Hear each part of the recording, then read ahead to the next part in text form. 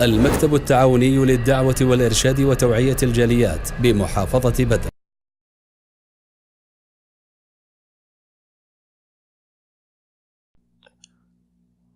কোন মুসলিমকে যদি জিজ্ঞাসা করি আমরা যে মুসলিম ভাই আপনি এই দুনিয়াতে কি চান, আপনি সর্বাধিক যেটা সর্বোচ্চ চাহিদা কি, যেটা আপনার চান আপনার চাহিদাটা পূর্ণ হোক, অবশ্যই সে মুসলিম বলবে আমি চাই যে চাহিদাটা পূর্ণ হোক সেটি হলো আমি নিরাপদ জীবন চাই, আর টেনশন মুক্ত জীবন চাই, দুশ্চিন্তা মুক্ত জীবন চাই।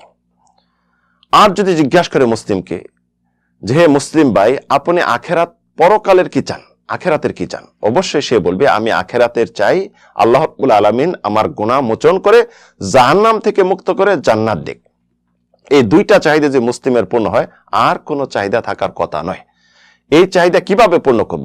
রাসূল সাল্লাল্লাহু আলাইহি সাল্লাম একটি আমল শিক্ষা দিয়েছেন, যদি এই আমলটা আমরা করি এই চাহিদাটা পূর্ণ হবে অবশ্যই। আমলটি হলো উবাই ইবনে কাব বলেন ইয়া রাসূলুল্লাহ ইন্নী উকসিরুস সালাতা আলাইক ফাকামা জাআল্লাকা মিন সালাতি, আমি তো আপনার প্রতি বেশি বেশি দরুদ পড়ি, সালাত সালাম পড়ি, দোয়া করি আপনার জন্য কত পার্সেন্ট আমি দোয়া করব? রাসূল সাল্লাল্লাহু আলাইহি সাল্লাম তাকে বললেন মা শিত, তোমার ইচ্ছা যতটুকু করো অতটুকু। তখন আমি বললাম, উবাই ইবনে কাব বলেন আর রুবু ইয়া রাসূলুল্লাহ, 1/4 তথা 1/4 রাসূল বলেন মা শিত, তোমার ইচ্ছা, ফা ইন জিত্তা ফাহুয়া খায়রুল লাক, আরো যদি বেশি পড়ো এটা তোমার জন্য মঙ্গল। উবাই ইবনে কাব বললেন, তখন পরবর্তী আমি বললাম আন-নুসফু ইয়া রাসূলুল্লাহ, আপনার জন্য আজ থেকে দরুদ পড়ব অর্ধেক সময়, সারাদিন যা পড়ে অর্ধেক আপনার জন্য। তখন রাসূল বলেন মা শিত, তোমার ইচ্ছা, ওয়া ইন জিত্তা ফাহুয়া খায়রুল লাক, যদি আরো বৃদ্ধি করো তোমার জন্য মঙ্গল। উবাই ইবনে কাব পরবর্তী বললেন as-sulusan ইয়া রাসূলুল্লাহ, দুনিয়াতে যত প্রত্যেকদিন যা দরুদ পড়ি বা দোয়া করি এটি আপনার জন্য 2 ভাগ আর আমার জন্য 1 ভাগ থাকবে, 2/3 আপনার, 1 অংশ আমার জন্য।